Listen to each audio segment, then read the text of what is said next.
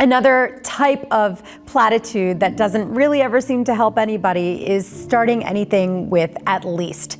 At least they got to meet your husband. At least you can always get pregnant again. At least you have another healthy child. At least, you're still young. You can meet somebody new.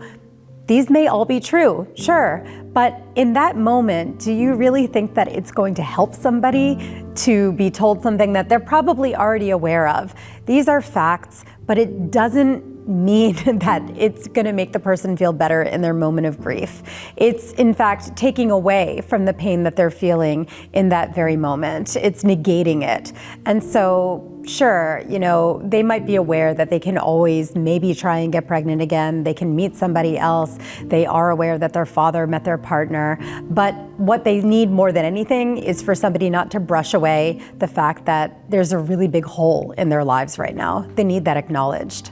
Something else, another type of platitude that is something that doesn't really sit well with a lot of people are things like they're in a better place. And the fact of the matter is, you might be a religious person, you might be spiritual, the person who's living, going through grief might be a very spiritual person, but what we have learned through many, many, many stories of people who are living with loss is that, in a deep moment of grief, they may not believe in anything all of a sudden, or they may be questioning their beliefs.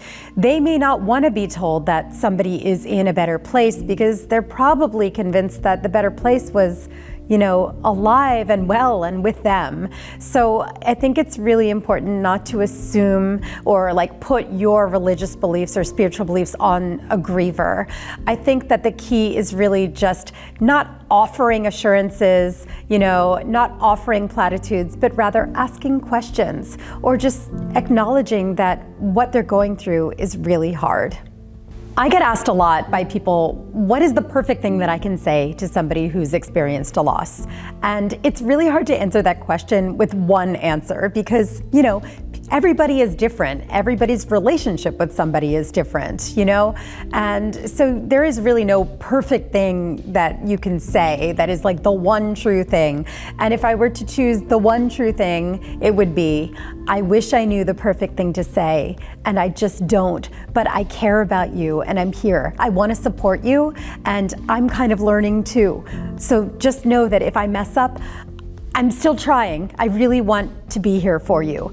To me, honestly, that's the best thing that anybody said to me after my own parents died.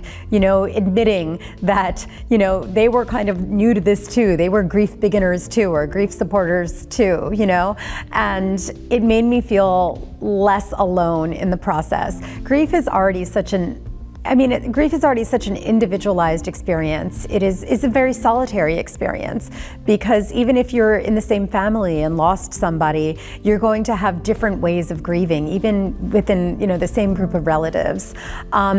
And so what really does help is making it known that you constantly have an invitation to talk about your loss with somebody, to let loose, to primal scream with someone, to go out to a movie with somebody, to just take a walk and be quiet with someone. That goes a long way. It really makes somebody feel like their burden, which no matter what is an individual burden, is being divided up and carried among others' shoulders and not just their own.